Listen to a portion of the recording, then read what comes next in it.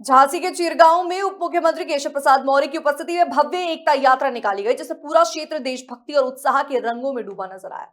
राष्ट्रकवि मैथिली शरण गुप्त महाविद्यालय की शुरुआत कर मुख्य बाजार की सड़कों पर पहुंची इस यात्रा में भारी जनसैलाब उमड़ा। पुष्प वर्षा, देशभक्ति गीत, डीजे की धुनें और बच्चों की झांकियों ने माहौल को रोमांचित कर दिया। यात्रा का नेतृत्व बबीना विधायक राजीव सिंह परीक्षा ने किया, जिसके साथ हजारों लोग, जनप्रतिनिधि और पार्टी पदाधिकारी शामिल रहे। पूरे मार्ग पर भारत माता की जय, वंदे मातरम के नारों से गगनभेदी वातावरण बना रहा। पुलिस प्रशासन पूरी तरह अलर्ट रहा और स्थानीय लोगों ने इसे चिरगांव की सबसे भव्य यात्रा बताया।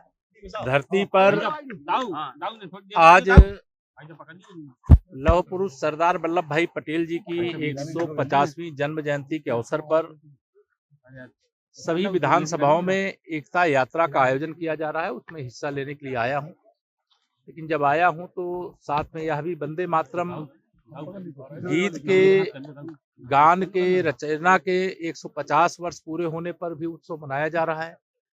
भगवान बिरसा मुंडा जी की जन्म जयंती का समारोह भी मनाया जा रहा है। साथ में आत्मनिर्भर भारत को लेकर के भी हमारा कार्यक्रम चल रहा है, एक भारत श्रेष्ठ भारत को लेकर के भी चल रहा है। तो अभियानों के क्रम में आज झांसी आने का मौका मिला है और इसे मैं सौभाग्य समझता हूं, जहां कार्यकर्ताओं से मिलना होता है।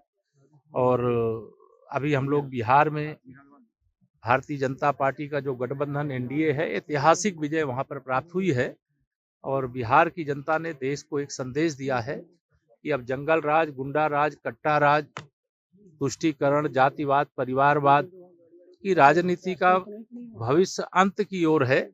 और जो लोग झूठ के आधार पर दुष्प्रचार करने का काम करते हैं, जो राजनीति में शब्दों की मर्यादा का ध्यान नहीं रखते हैं, उनको जैसे बिहार की जनता ने संदेश दिया है, वैसे देश की जनता अलग अलग राज्यों में संदेश देगी।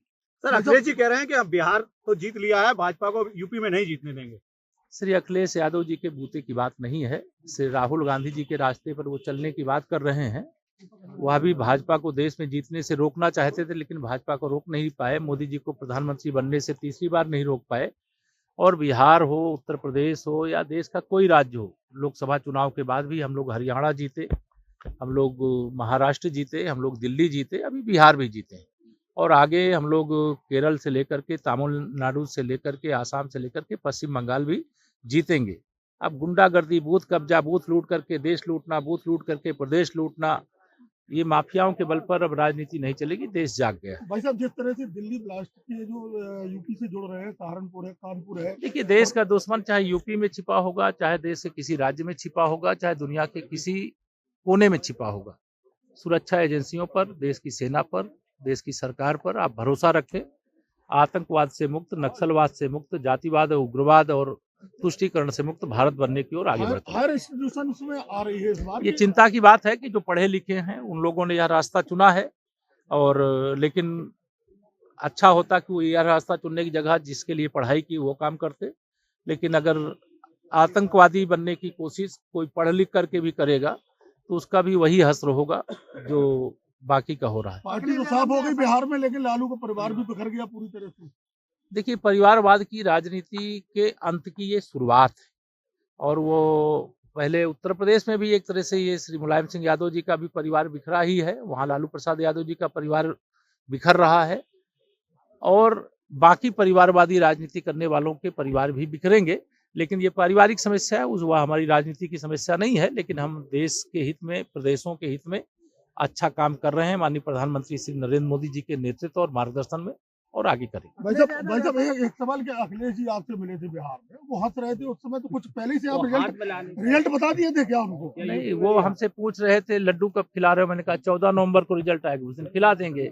फिर मैं उनको खोजता रहा, 14 नवंबर को मिले ही नहीं, तो लड्डू खिलाने का मौका नहीं मिला। तो क्या जाएंगे लड्डू खिलाने?